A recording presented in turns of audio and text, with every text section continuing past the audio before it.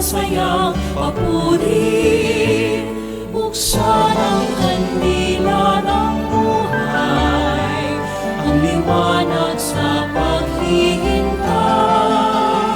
Sa pagdating ni Jesus, nawa'y papalain, ito ang aming dalangin. Ang Panginoon ay darating, ang pag-ibig niya ay magniningning. Sa harap ng altar, kami lumalapit, umaawit ng masayang papuri.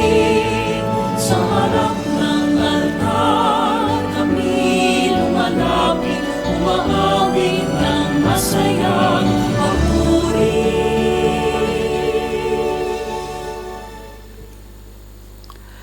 Sa ngalan ng Ama at ng Anak at ng Espiritu Santo. Amen.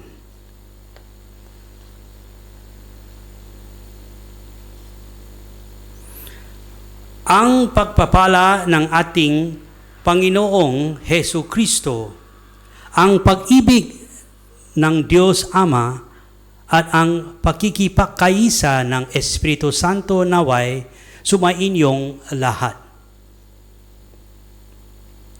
Magandang hapon sa inyo lahat.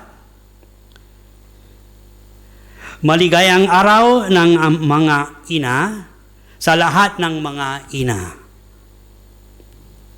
Kami ng iyong mga anak ay mahal ka. Happy Mother's Day. Oh, yeah.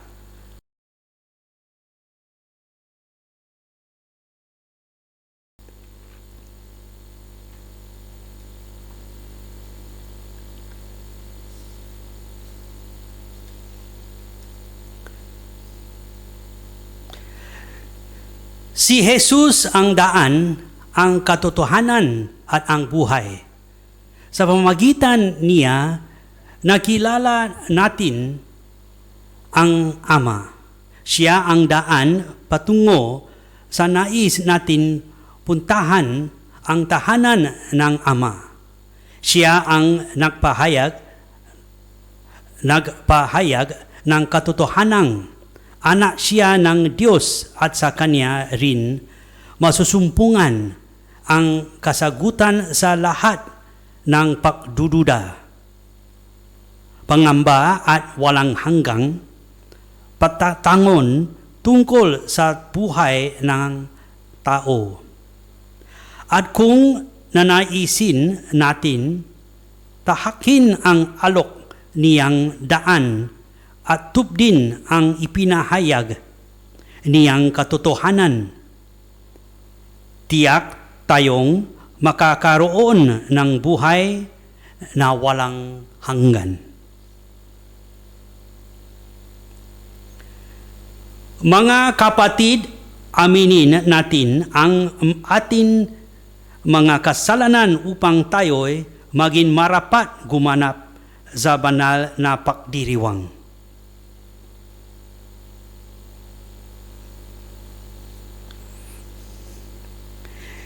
Inaamin ko sa makapangyarihang Diyos at sa inyo, mga kapatid, na lubha akong nakasala sa isip, sa salita, sa gawa, at sa aking pagkukulang.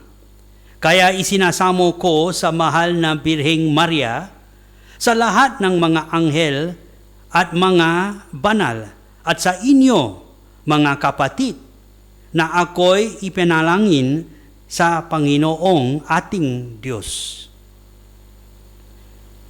Kawaan tayo ng makapangyarihan Diyos, patawarin tayo sa ating mga kasalanan, at patnubayan tayo sa buhay na walang hanggan.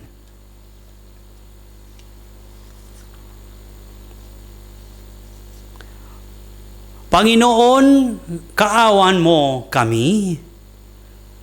Panginoon, kaawaan mo kami. Kristo, kaawaan mo kami. Kristo, kaawaan mo kami. Panginoon, kaawaan mo kami. Panginoon, kaawaan mo kami.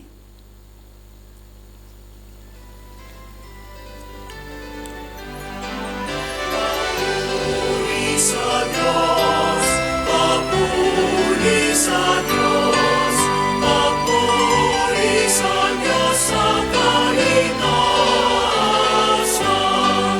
Papuri sa Diyos, papuri sa Diyos, papuri sa Diyos sa kaligtasan. At sa lupa'y kapayapaan, at sa lupa'y kapayapaan, sa mga taong kinalulugdan niya. Pinupuri ka namin, pinanangal ka namin, sinasamba ka namin, ipinagpupuni ka namin, pinasasalamatan ka namin. Dahil sa dakila mo ang iyong kapurihan, Panginoong Diyos, Hari ng langit, Diyos amang makapangyarihan.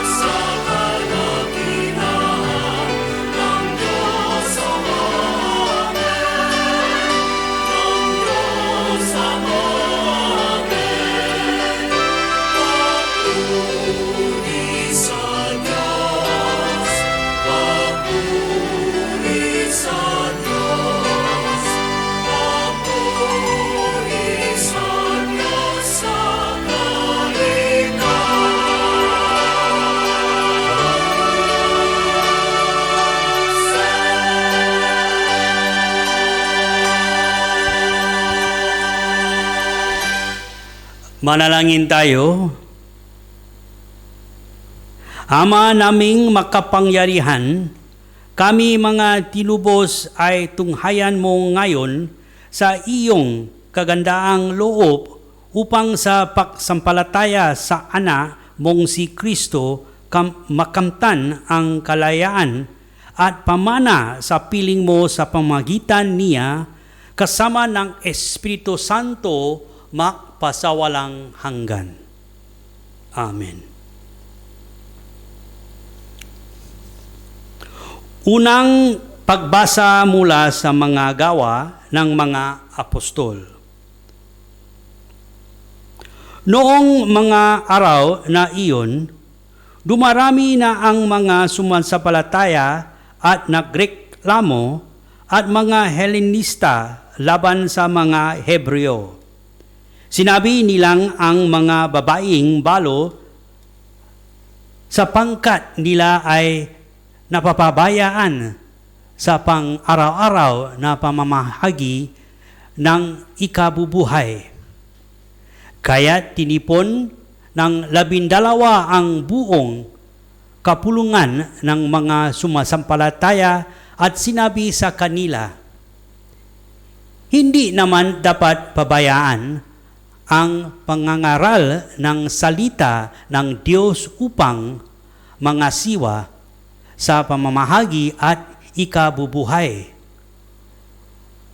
Kaya mga kapatid, pumuli kayo sa mga kasamahan ninyo ng 7 lalaking kilala sa pag-iging mabuti, matatalino at puspos ng Espiritu Santo, at ilalagay namin sila sa tungkulin ito at iukol namin ang buong panahon sa pananalangin at sa pangangaral ng salita.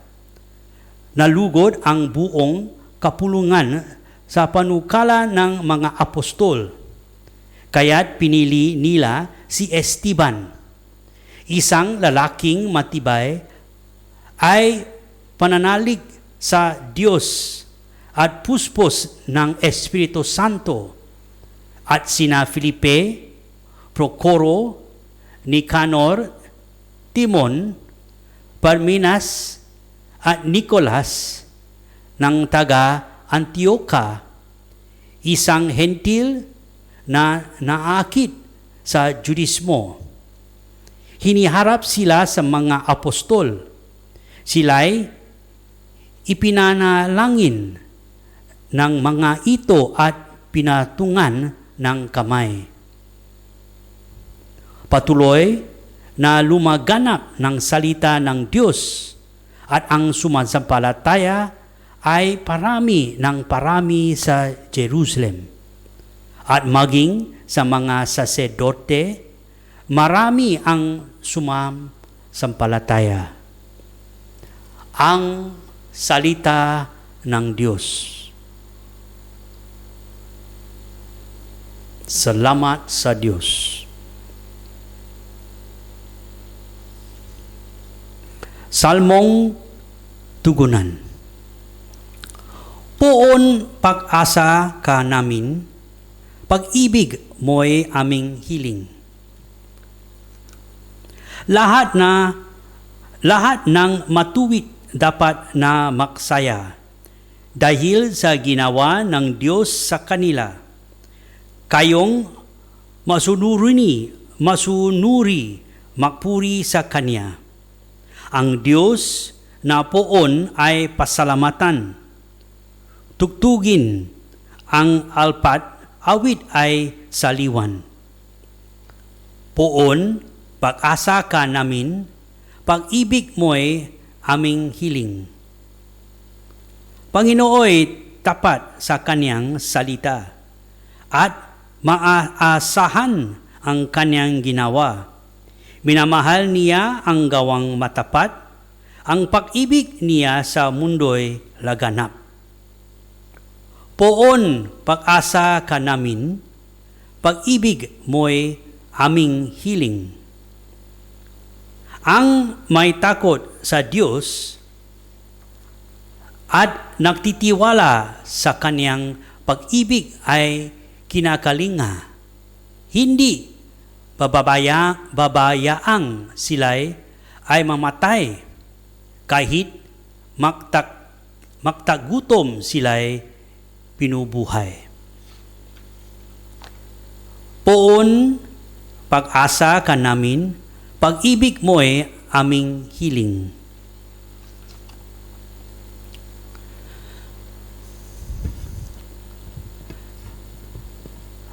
Ikalawang pagbasa mula sa unang sulat ni Apostol San Pedro.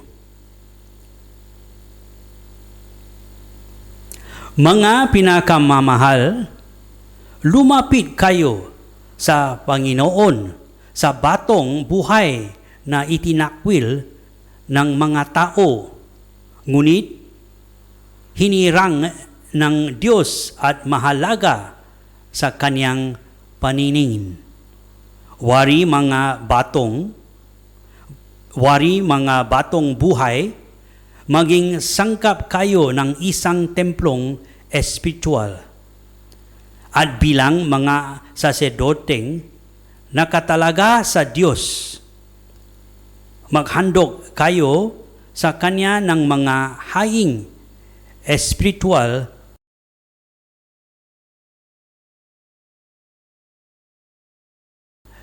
na kalugod-lugod sa Diyos dahil kay Hesu Kristo.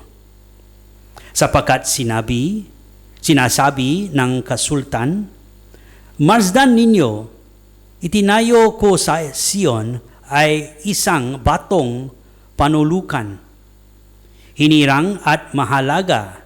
Hindi mabibigo ang sinumang nananalig sa Kanya. Kaya nga, mahalaga siya sa inyong mga ay pananalig. Nungit sa mga walang pananalig, matutupad ang nasa kasulatan. Ang batong itinakwil ng mga tagapagtayo ay siyang naging batong panulukan at naging batong katitisuran at ikararapa ng mga tao. Natisod sila sapagkat hindi sila sumunod sa salita ng Diyos. Ito ang itinalaga sa kanila. Dapatwat kayo ay isang lahing hinirang, mga saserdote ng hari, isang bansang nakatalaga sa Diyos. Pinili kayo ng Diyos upang maging Kanya at maghayag ng mga kahangahangang gawa niya. Siya rin ang tumawag sa inyo mula sa kadiliman tungo sa Kanyang kagilag-ilalas na kaliwanagan. Ang salita ng Diyos. Salamat sa Diyos. Alleluia, alleluia. Ikaw, O Kristo, ang daan, ang katotohanan, buhay patungo sa Amang mahal. Alleluia, alleluia. Sumainyo ang Panginoon, ang mabuting balita ng Panginoon ayon kay San Juan.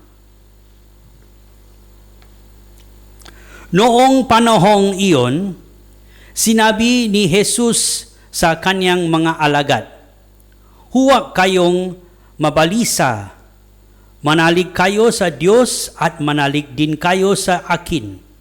Sa bahay ng aking Ama ay maraming silid. Kung hindi gayon, sinabi ko na sana sa inyo, at paroroon ako upang ipaghanda ko kayo ng matitirhan. Kapag naroroon na ako at naipaghanda na kayo ng matitirhan, babalik ako at isasama kayo sa kinaroroonan ko, at alam na ninyo ang daan patungo sa pupuntahan ko. Sinabi sa kanya ni Thomas, Panginoon, hindi po namin alam kung saan kayo pupunta. Paano namin malalaman ang daan? Sumagot si Jesus, Ako ang daan, ang katotohanan at ang buhay. Walang makapupunta sa Ama kundi sa pamamagitan ko. Kung ako'y kilala ninyo, kilala na rin ninyo ang aking Ama. Mula ngayon ay kilala na ninyo siya at inyong nakita. Sinabi sa kanya ni Felipe, Panginoon, ipakita po ninyo sa amin ang Ama at masisiyahan na kami. Sumagot si Jesus, Matagal na ninyo akong kasama, Felipe. Diyatat hindi mo pa ako nakikilala. Ang nakakita sa akin ay nakakita na sa Ama. Bakit mo sinasabing, Ipakita mo sa amin ang Ama? Hindi ka ba naniniwalang ako'y sumasa Ama at ang Ama'y sumasa akin? Ang mga salitang sinasabi ko ay hindi ko sinasabi sa ganang aking sarili. Ang Amang sumasa akin ang gumaganap ng kanyang mga gawain. Maniwala kayo sa akin, ako'y sumasa Ama at ang Ama ay sumasa akin. Kung ayaw ninyong maniwala sa sinasabi ko, maniwala kayo dahil sa mga gawang ito. Sinasabi ko sa inyo, ang nananalig sa akin ay magagawa ng mga ginagawa ko at higit pa rito, sapagkat pupunta na ko sa Ama. Ang mabuting balita ng Panginoon. Pinupuri ka namin, Panginoong Hesu Kristo.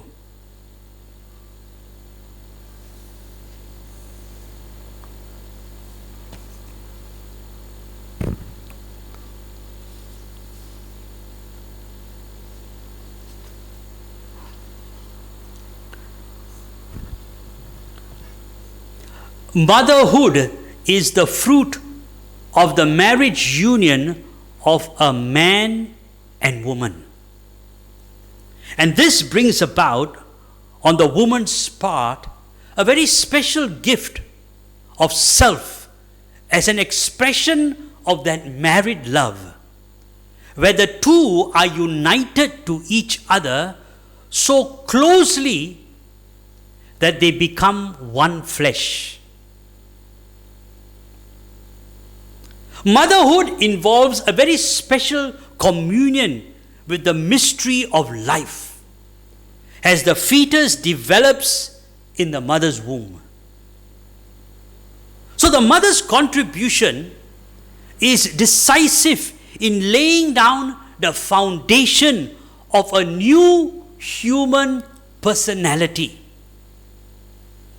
If we look at the Gospel of Luke, in chapter 11, 27 onwards, we'll see where Jesus answered the exclamation of the woman in the crowd who blessed him for Mary's motherhood. Blessed is the womb that bore you. And Jesus replies, Blessed are they who hear the word of God and keep it. So here Jesus confirms the meaning of motherhood in reference to the body, and at the same time he indicates an even deeper meaning.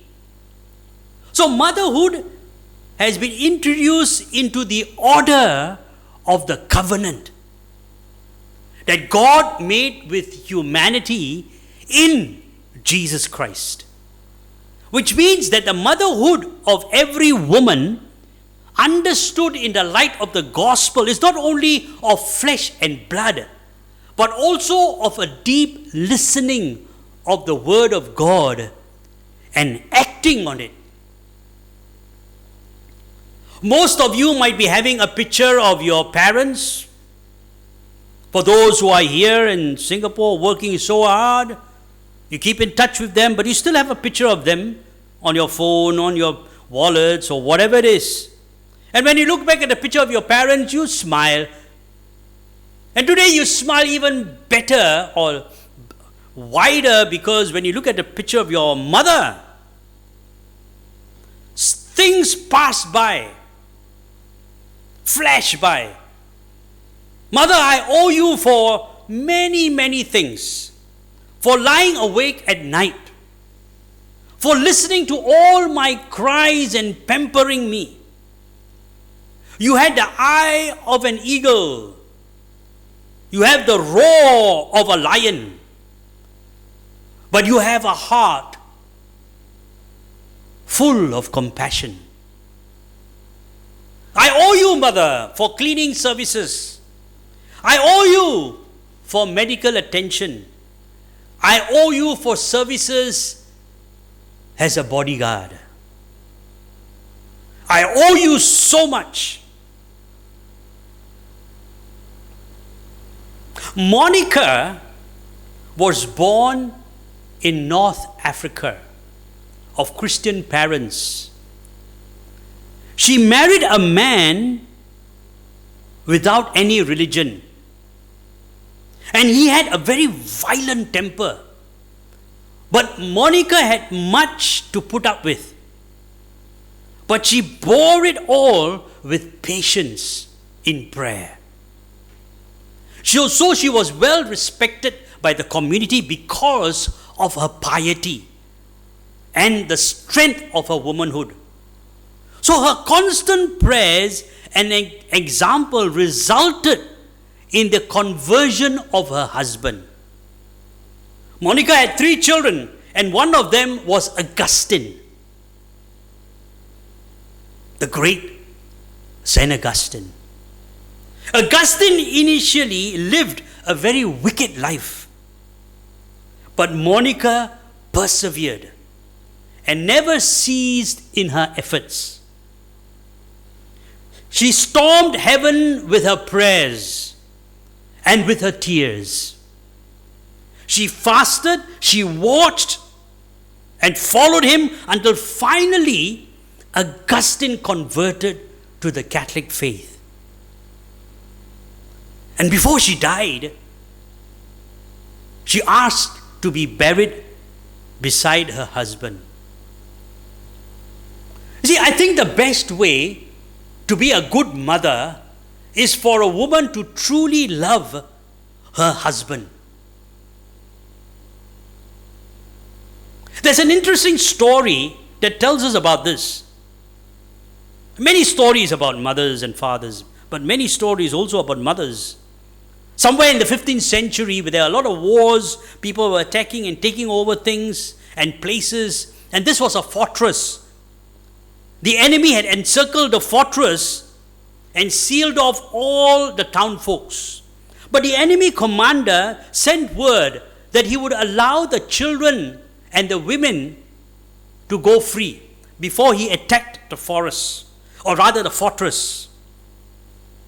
And after some negotiations, the enemy commander also agreed that he would allow the mothers to take their possessions, very important possessions because they have children.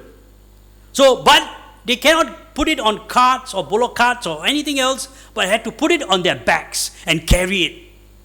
And they agreed. First thing in the morning, when the doors of the fortress was open, out came the children.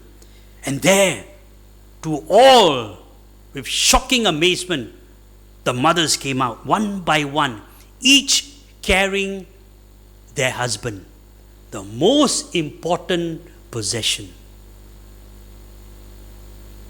See, when they treasure each other, they will treasure their children. And their children will treasure them too. So God is compared to a caring mother. And somehow I like to liken this in today's gospel, where Jesus speaks to the apostles, be not afraid, because I am the way, the truth, and the life.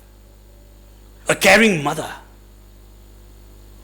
Thus, like a mother, God carries humanity. As we see in the book of Exodus, how I carried you on eagle's wings, how I nourished you, and how I comforted you. So the vocation of being a wife and a mother is presented with joy, is presented with sorrow, with delight, but most of all, most importantly, sacrifices. The greatest force in history today is motherhood. Childhood is directed by its love. Youth is kept pure and honorable by its sweet dominance. So mother is the title of woman's supreme dignity. Happy Mother's Day.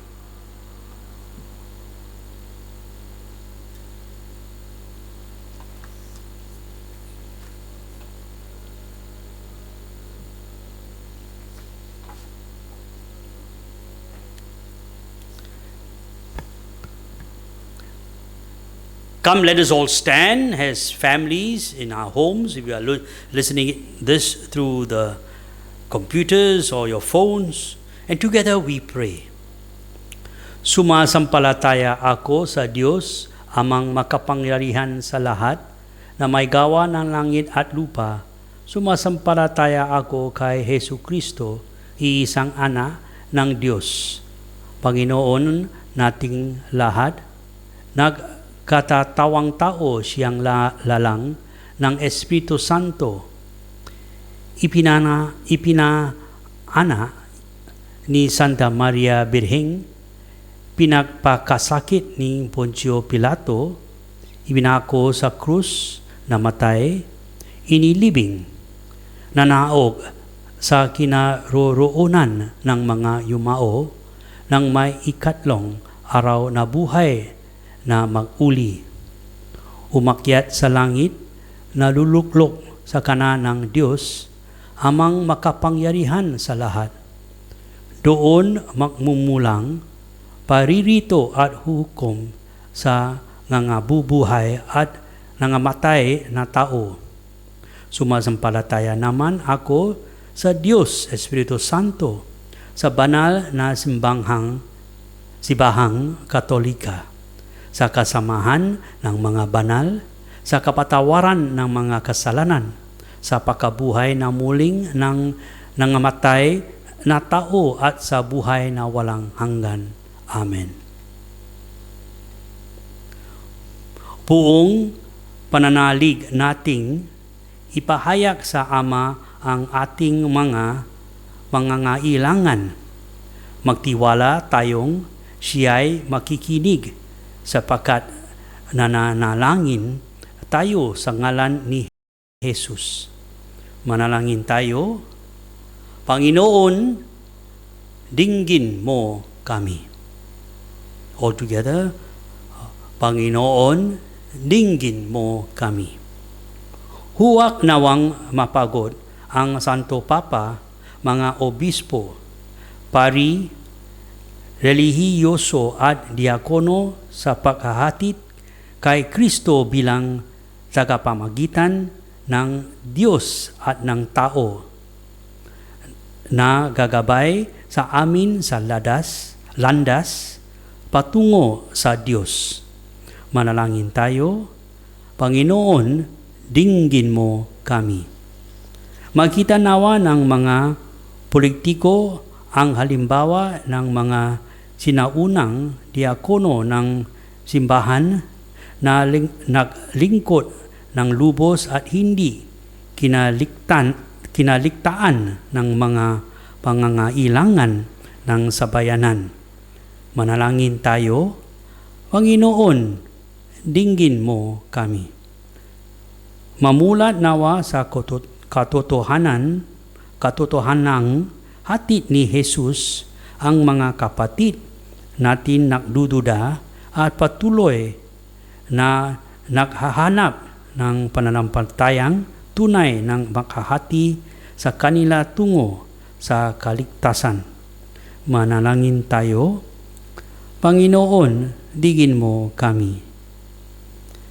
Makarating nawa sa pangakong buhay na walang hanggan ng ang mga kapatid natin na mayapa. Manalangin tayo. Panginoon, dinggin mo kami. Ama namin nasa langit, ibinigay mo ang iyong anak na si Jesus bilang gabay namin.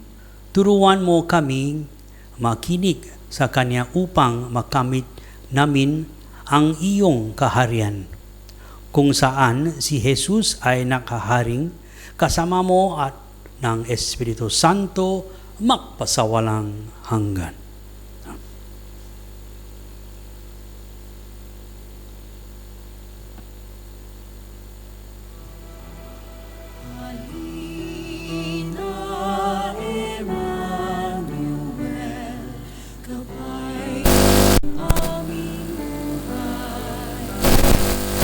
Sindihan ang kandila ng altar sa gisag ng paghihintay.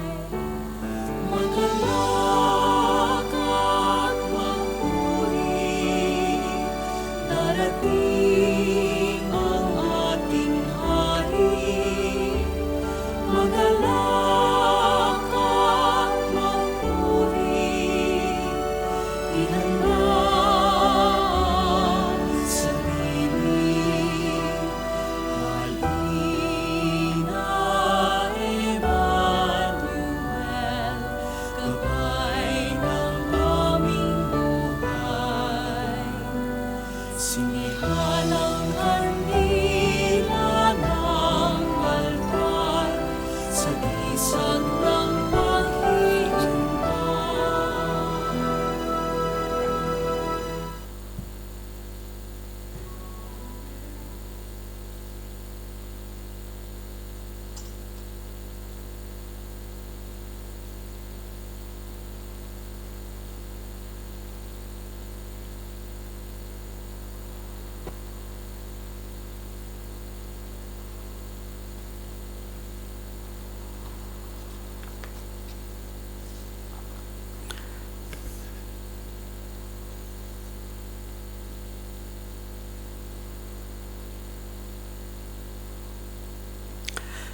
Manalangin kayo, mga kapatid, upang ang pakahain natin ay kalugdan ng Diyos amang makapangyarihan. Tanggapin nawa ng Panginoon itong pakahain sa iyong mga kamay sa kapurihan niya at karalangan sa ating kapakinabangan sa buong sambayanan niyang banal.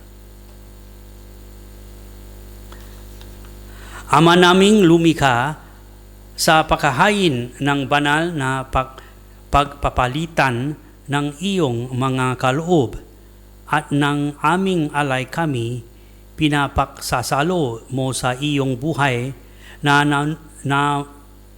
namumukod tangi at walang kampantay. Ipakaloob mong ang aming pagkikinabang sa iyong pagkikisamang aming maaasahan ay siya rin umiral sa aming pamumuhay araw-araw sa pamagitan ni Hesus Kristo kasama ng Espiritu Santo magpasawalang hanggan. Sumayin niyo ang Panginoon, itaas sa Diyos ang iyong inyong puso at diwa. Pasalamatan natin ang Panginoong ating Diyos. Ama naming makapangyarihan, tunay ngang marapat na ikaw ay aming pasalamatan lalo ngayon ipinagdiriwang ang paghahain ng Mesiyas, ang maamong tupa na tumubos sa aming lahat. Ang katawan ng anak mong sa krus na bayubay ay handog ng pag-ibig na walang kapantay. Ito ang paghahaing ganap. Ito ang paghahaying ganap mong kinalugdan. Ito ang nilunggati ng dating pag-aalay. Ang buong sarili ng anak mong si Jesus ay inihain sa iyo upang kami matubos. Siya ang dambana at paring nakahandog. Siya pa rin ang tupang handog ng ibinukod. Kaya kaysa na mga anghel na nagsisiawit ng papuri sa iyo nang walang humpay sa kalangitan, kami nagbubuni sa iyong kadakilaan. Santo, Santo, Santo sa kadakilaan. Panginoon Diyos ng mga hukbo, napupuno ang langit at lupa ng kadakilaan mo. Hosana sa kaitaasan. Pinagpala ang naparirito sa ngalan ng Panginoon. Hosana sa kaitaasan.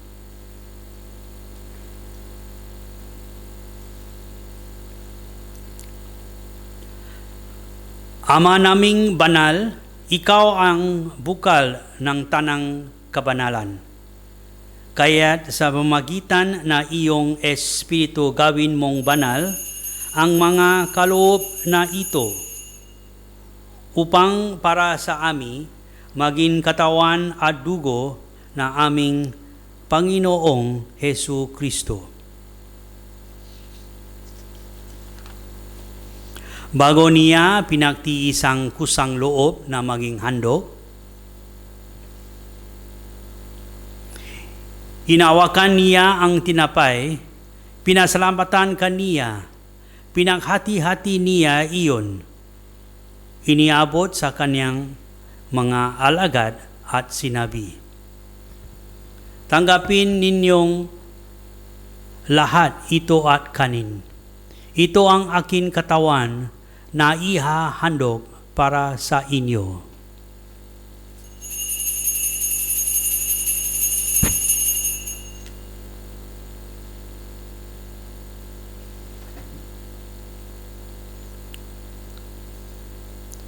Gayon din naman noong matapos ang hampunan,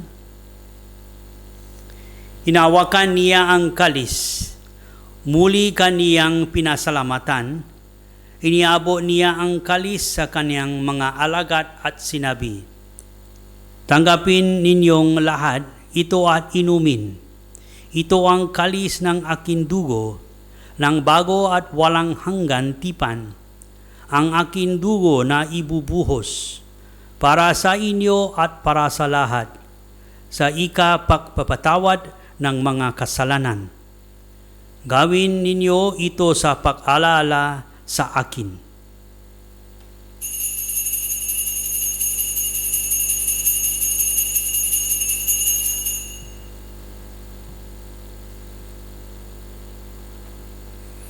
Ipagbuni natin ang misteryo ng pananampalataya. Si Kristo namatay, si Kristo nabuhay, si Kristo babalik sa wakas ng panahon. Ama, ginagawa namin ngayon ang pag-alala sa pagkamatay at muling pagkabuhay na iyong anak. Kaya iniali namin sa iyo ang tinapay na nabibigay buhay at ang kalis na nakakaloob ng kaligtasan. Kami nagpapasalamat dahil kami iyong minarapat na tumayo sa harap mo para maglingkod sa iyo. Isinasamo namin kami makasalo-salo sa katawan at dugo ni Kristo ay mabuklod sa pagkakaisa sa pamagitan ng Espiritu Santo. Ama, linggapin mo ang iyong simbahang laganap sa buong daigdig. Puspusin mo kami sa paibig kaysa ni Francis na aming Papa at ni William na aming Obispo at ng tanang kaparian. Alalahanin mo rin ang mga kapatid naming nahimlay nang may pag-asang sila'y muling nabubuhay. Gayon din ang lahat ng mga pumanaw. Kaawaan mo sila at patuloyin sa iyong kaliwanagan. Kaawaan mo at pagindapatin kami lahat na makasalo sa iyong buhay na walang wakas. Kaysa na mahal na Birheng Maria na ina ng Diyos, kaysa ng mga apostol at ng lahat ng mga banal na namuhay dito sa daigdig ng kalugot-lugot sa iyo, may pagdiwang nawa naming ang pagpupuri sa ikararangal mo sa pamagitan na iyong Ana na aming Panginoong Hesu Kristo.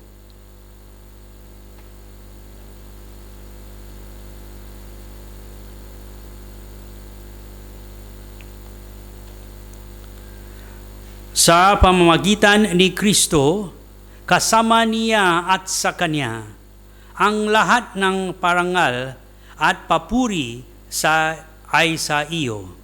Diyos amang makapangyarihan, kasama ng Espiritu Santo, magpasawalang hanggan. Amen.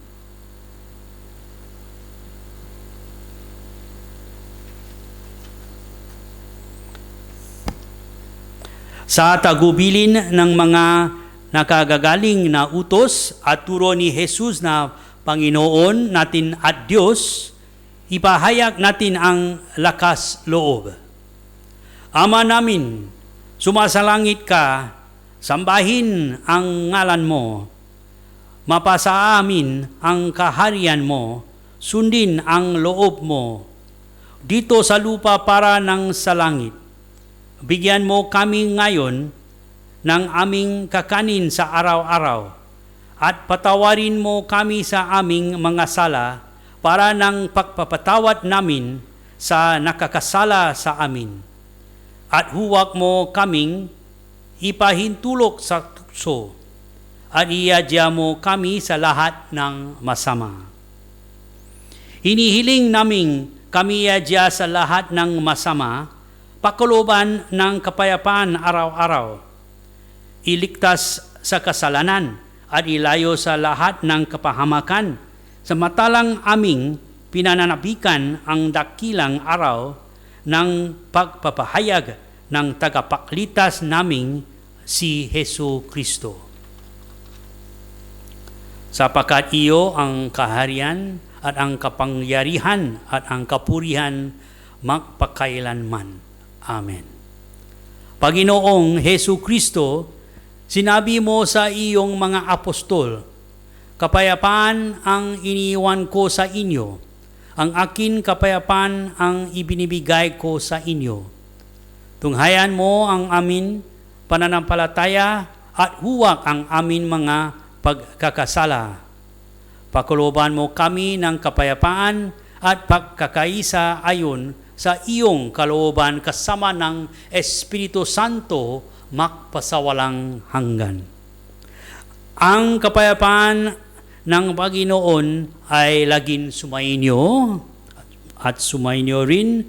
Magbigayan kayo ng kapayapaan sa isa't isa. Peace be with you.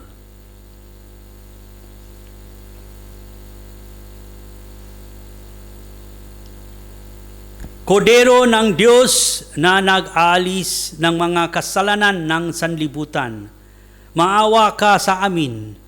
Kordero ng Diyos na nag-aalis ng mga kasalanan ng sanlibutan, maawa ka sa amin. Kordero ng Diyos na nag-aalis ng mga kasalanan ng sanlibutan. Ipakaloob mo sa amin ang kapayapaan.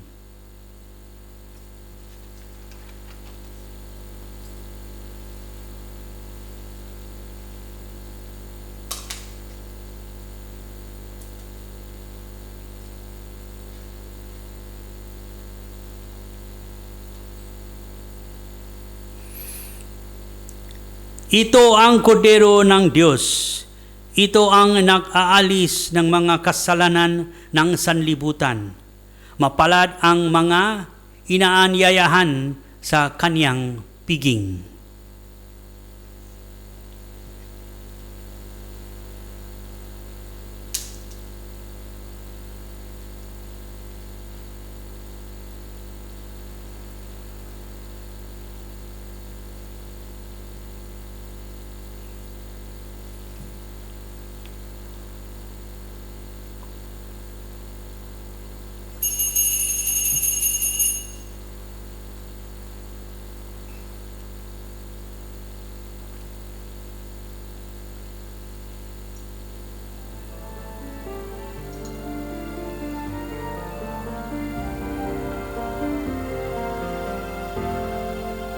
Tanging alay namin, sa hapag mo'y amin inihain, ang tinapay na nagbibigay ng buhay, ang pagkain ng kaligtasan.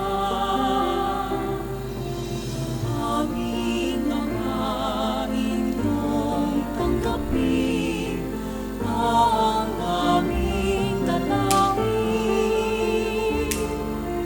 Nakaligtas ay aming marating, ito ang aming hiling. Tanging alay namin, sa hapag mo'y aming inihain, ang alak na nagbibigay lakas, ang inumin ng kaligtasan. Aming Ama, inyong tanggapin ang aming dalangin. Nakaligtas ay aming marating, ito ang aming hiling.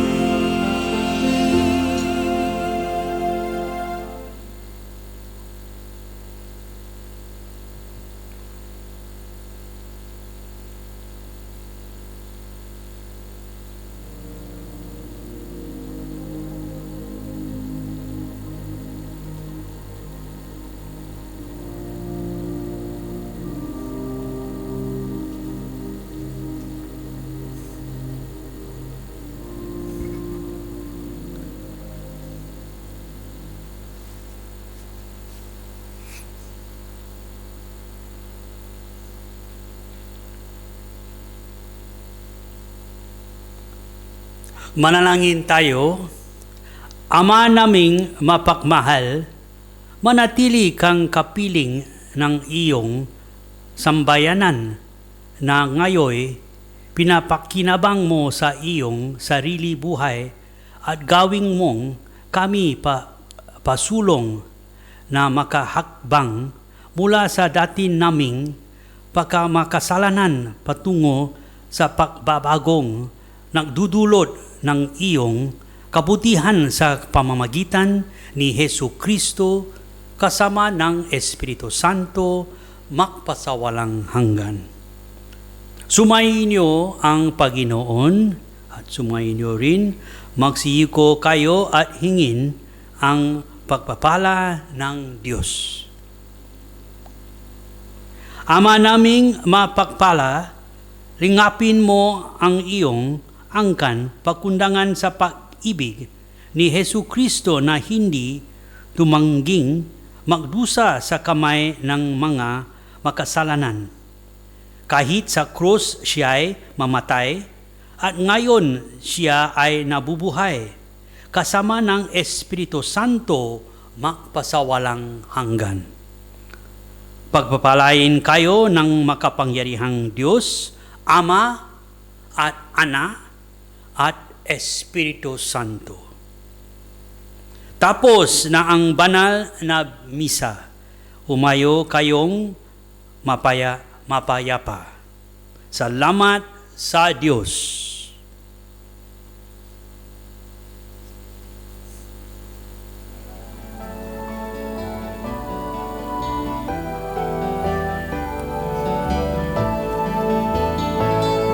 Salamat sa iyong biyaya, sa mabuting balitang dala. Ipapamahagi iyong pagpapala, pag-ibig na aming nadama. Magpuri at magpasalamat, darating ang Diyos ng lahat. Magniningning sa sanlibutan, liwanag ng Kanyang ngalan. Salamat sa iyong biyaya, sa mabuting balitang dala. Ipapamahagi iyong pagpapala, pag-ibig na aming